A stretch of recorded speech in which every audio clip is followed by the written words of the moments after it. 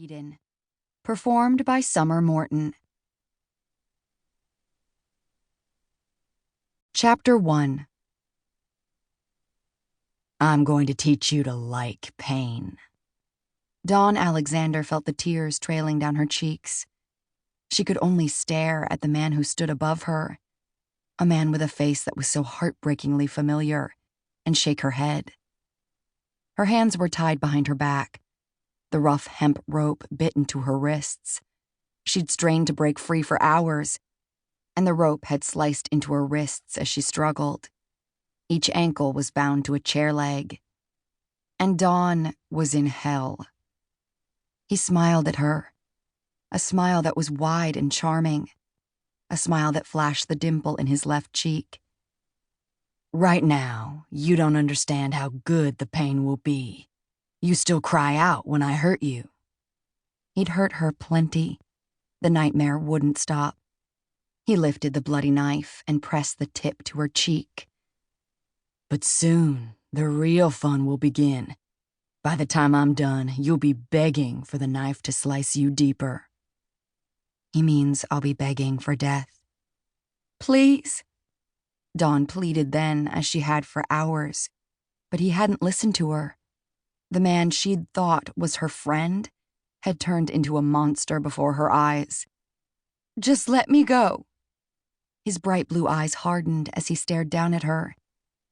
You came into my life, Dawn. You came to me. You tried to come between me and the one person who matters most. Her breath sawed out of her lungs. They were in a small cabin, far away from the busy streets of Baton Rouge. The man before her, she knew him. She'd known him for years.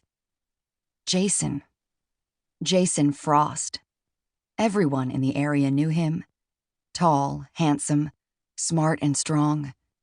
Jason had been the star athlete on the football team, the guy most likely to succeed. Sure, there were plenty of stories that had swirled about his family, or rather, his father. But Jason, with his perfect looks and easy charm, had been the one all the girls loved. But not me.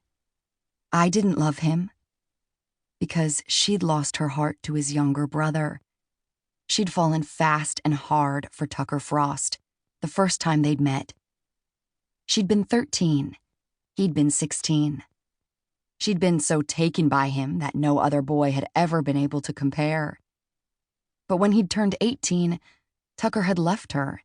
He'd joined the Navy, gone far away. She'd heard people say that he'd become a SEAL. And he'd just vanished. Until a few weeks ago. Until he'd come back and she'd turned around and found him standing in the library at Louisiana State University. He'd been looking for her, and she'd been lost. Does Tucker know what you're doing? The broken whisper came from her. That had been her darkest fear as the hours had slipped by, and her pain had continued. Jason had picked her up from her dorm room. He'd said that Tucker wanted him to give her a lift out to their place. She'd gone so easily, so happily, never hesitating. Only he hadn't driven her to their home. He'd taken her away from the city, to the edge of the Mississippi River, to this little cabin. The first time he'd hit her, she'd been stunned. Too stunned to move. The second time, he'd hit her so hard she couldn't move. Jason tilted his dark head down, seeming to give her question deep thought. Her heart pounded frantically in her chest. Tucker won't like this, she said, desperate. You'd better let me go. You don't want Tucker angry. His head lifted. His eyes the exact same shade as Tucker's, met hers, and he smiled again. Tucker's smile. Oh, God. Of course he knows. Why do you think he came to see you when he arrived back in town? You've been on our list for quite a while. Her heart stopped.